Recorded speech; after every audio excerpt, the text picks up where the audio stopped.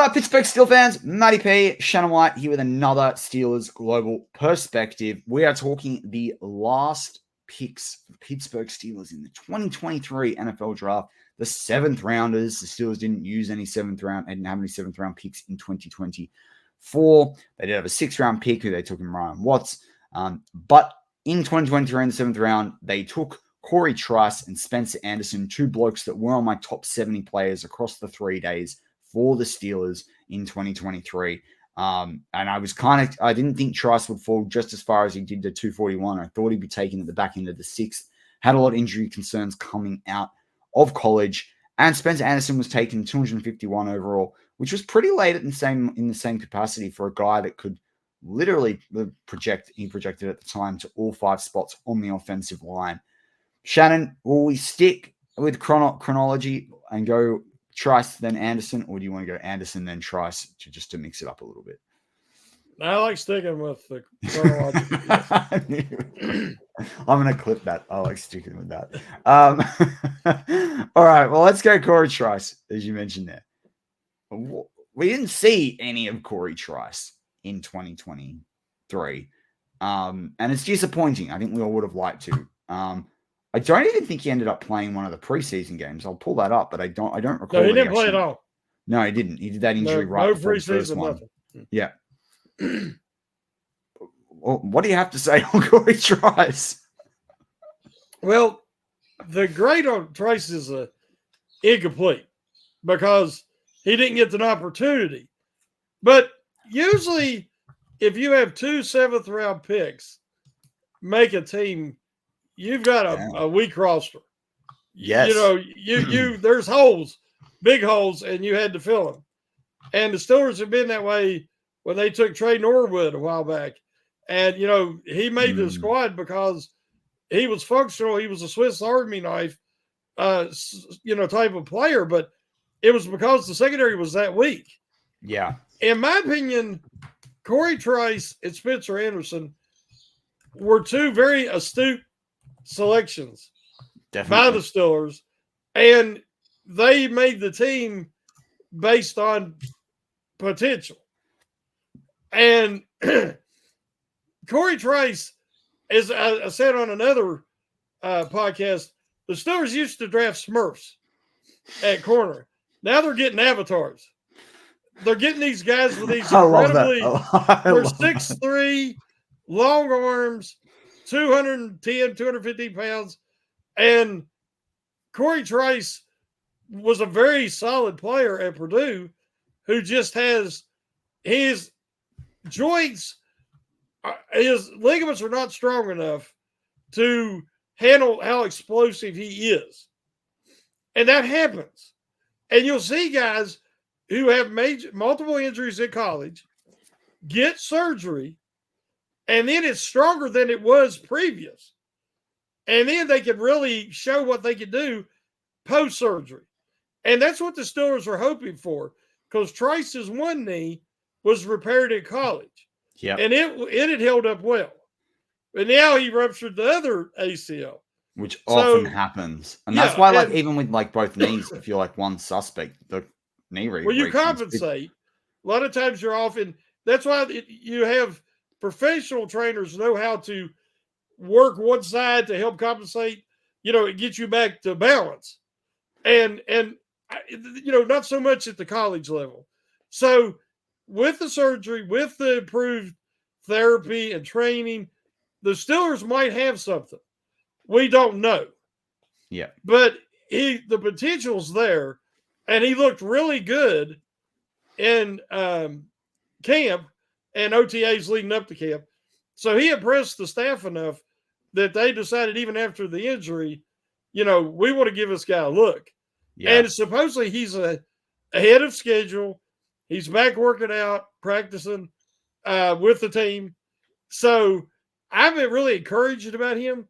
But the only grade I could give him at this point is incomplete because we haven't seen anything.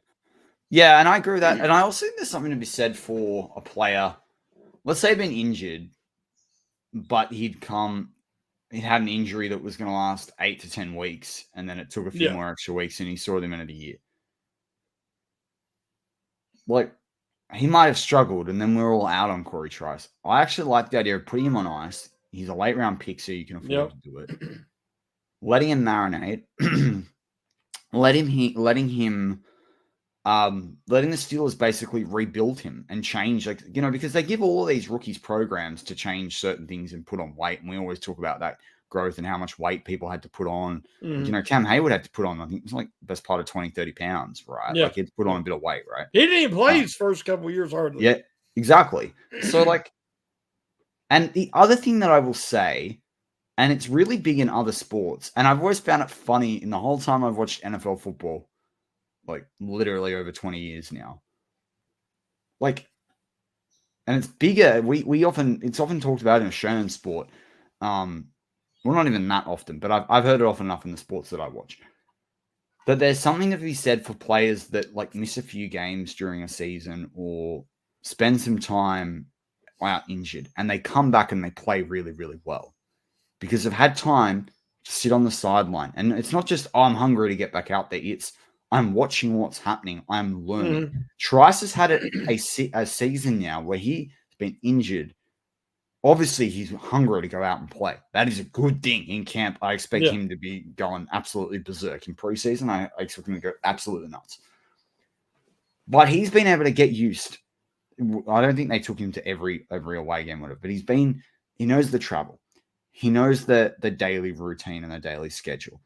He has watched how people interact and go, and even Joey Porter Jr. in the same rookie draft mate. He's watched how they go through the week, how they go through the film room. He knows what to expect outside. Now he's just got to put it out on the field. But he's also seen how different schemes, how they might have talked about it all week, how it happens on game day, then reviewing that.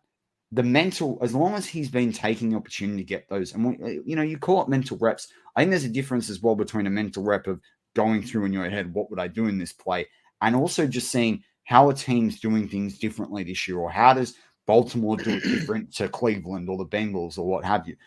And so I think people out there should be open to the fact that you might see Cory Trice this year, whether he plays 20% of the snaps, 40% of the snaps, 60, 70% of the snaps, and he's vying for a second spot out there on certain schemes with Dante Jackson. Whatever it is, don't be surprised to see Cory Trice make some ridiculous play or some really insightful play, or predict where a ball's going and do something, because that's what happens if people do take their time on the sideline seriously and look at and try and pick up different things. I think there's a big deal about that. So if they take advantage of that time, as you say, and make mental notes, and you have physical rehab, but there's nothing affecting his ability to have mental growth.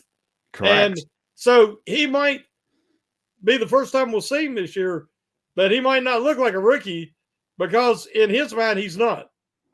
Yeah, exactly. And he's an experienced, he played 5 years in college as well.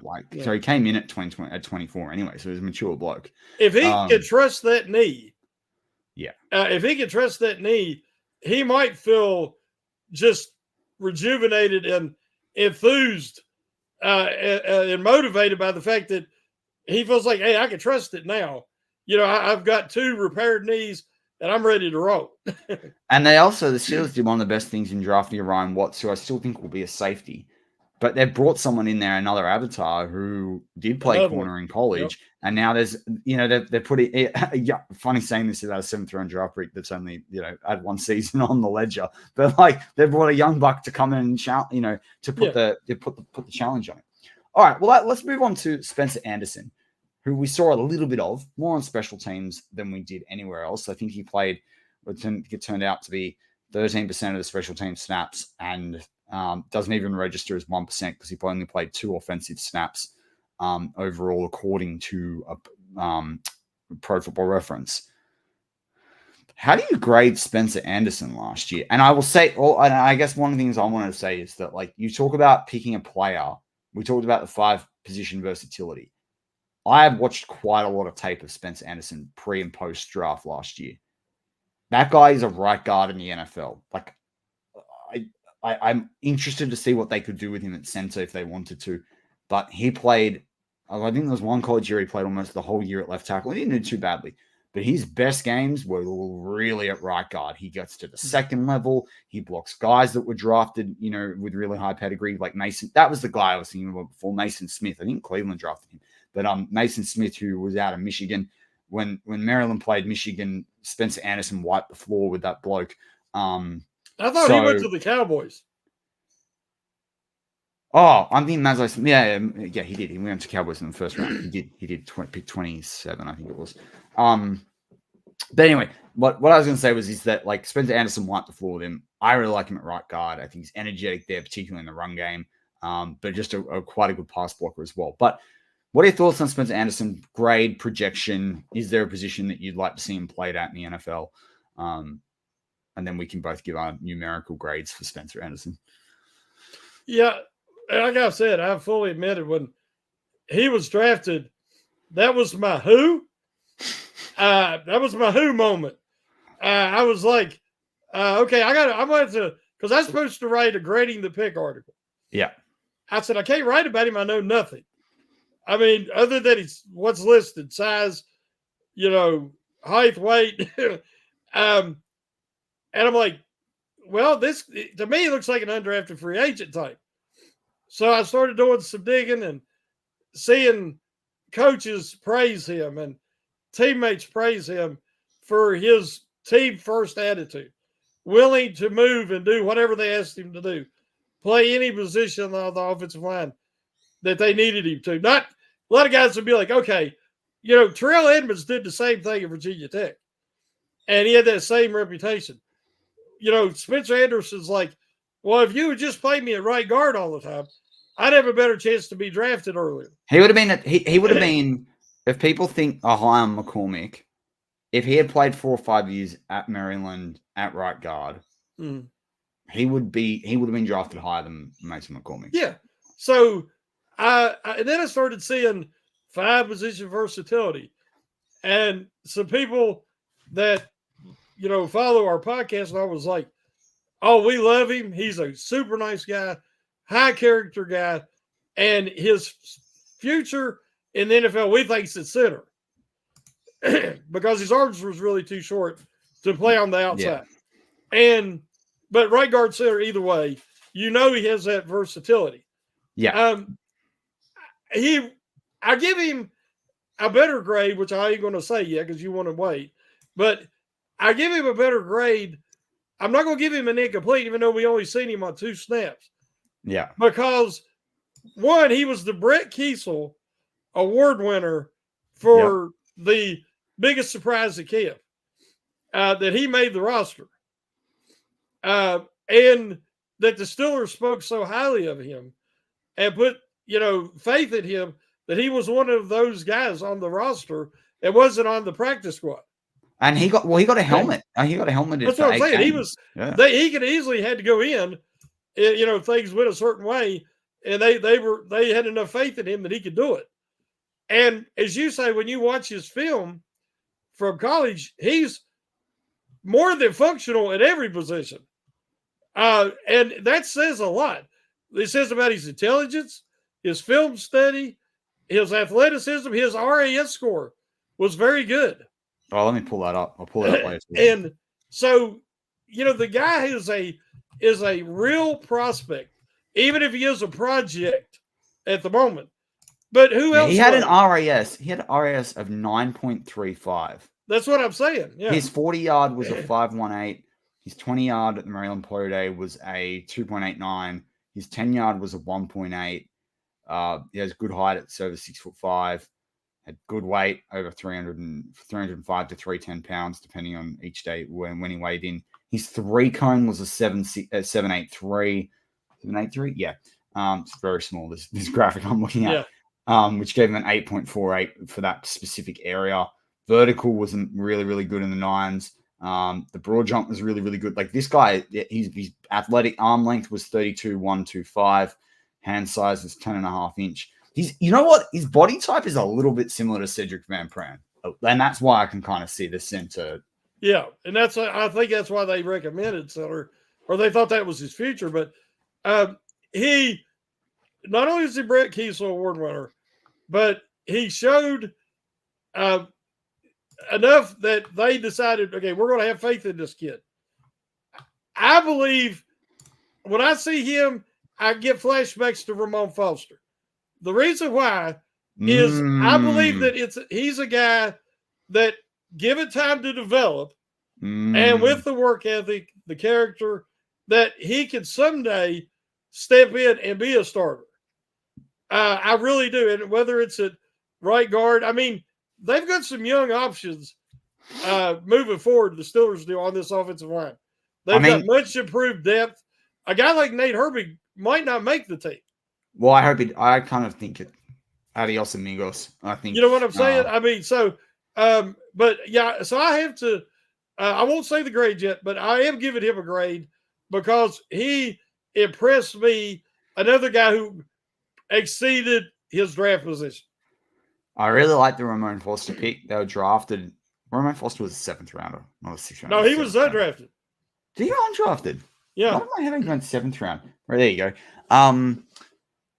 But yeah, you talked about something there. I mean, the vision of the future, like maybe the offensive line in 2026 is Broderick Jones, Mason McCormick, Zach Frazier, Spencer Anderson, and Furtado.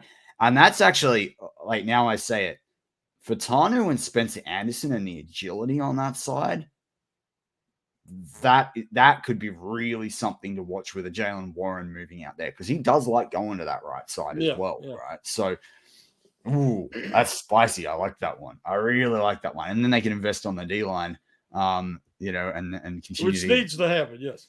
And then get another good wide receiver next year. Ooh, I like that. I like that. All right. We're both going to say our grades. I'm going to go 1, 2, and 3. And we're both going to say it at the same time. We're going to see what we get here, because I wonder. All right. Ready? On 3. 1, 2, 3. 3.5. 3. Ooh. What did you say? I said 3.5. I said 3. Yeah. He said 3 on 3. Yeah. I give him a 3.5 because I'm high on his potential, and I don't really like grading picks on potential.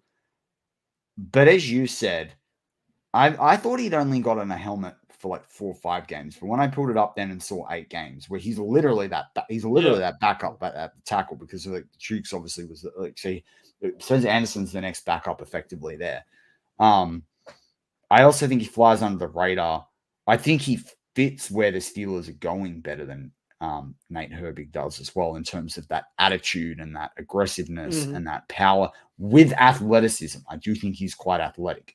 He's not just this, big, fat bloke inside. Not that I'm saying that every inside linebacker is a big fat bloke inside, but I think about the agility and what you could do next to Frazier in the long term with Spencer Anderson, and I really like it. And you know what I also like? I don't like that he's probably, at this point, they might still try and develop him to be a backup center and be their backup interior O-lineman. But they can allow him to develop at his best position. And that's something that really, they could also, because most of his college stats were at right tackle, they could also decide that they want to have him as their right side guy that can play either tackle or guard, because they do have Mason McCormick now. Like, that could be an option for them as well. But so I give him a 3.5 because, and I don't think we got to see enough of him. I think we would have, as you rightly point out, had anything else happened injury wise. So that's why I gave him a 3.5. I think that's fair. Why a 3? Why a 3? Probably similar reasons. I thought about just for where he didn't get action. I thought about 2.5 being in the middle, but I'm like, I think 3 for the Kiesel Award winner. I think he deserved at least that. So nice one. Well, I really enjoyed reviewing these guys. I've got one final question for you for across all these ones. Who do you think is going to have the best 2024 season? Oh, because it could be any of them top 4. Well, who's gonna? They're better because we could say Broderick moves to the left and they have a great year, and Russell Wilson's kept clean and all the rest of it. What about who is going to have the biggest? Who's going to have the biggest second year based on either they've played really well like a Broderick, or they've come in and finally been able to show something in a Cory Trice? I'm going to say Benton because I give Benton a 4. But I think that this year, Benton is going to be a starter. I don't know at whose expense, but I think that he will he's going to take the biggest jump forward because Porter's already established as that CB1. I think Broderick Jones is going to settle in at left tackle. But I think that Benton will be a starter, full-time starter. And I think we're going to see an even better pass rush out of Benton this year. I love it. I'm not going to argue with that. I'm not going to argue with that at all. Particularly with what I saw out of Ogunjobi, and particularly because I think they need to manage Cam Hayward snaps. Yes. I love that. All right. Well, that's going to wrap up our Steelers Global Perspective content for this week. I've enjoyed this as always. I'm Matty P with Shannon White. Go Steelers.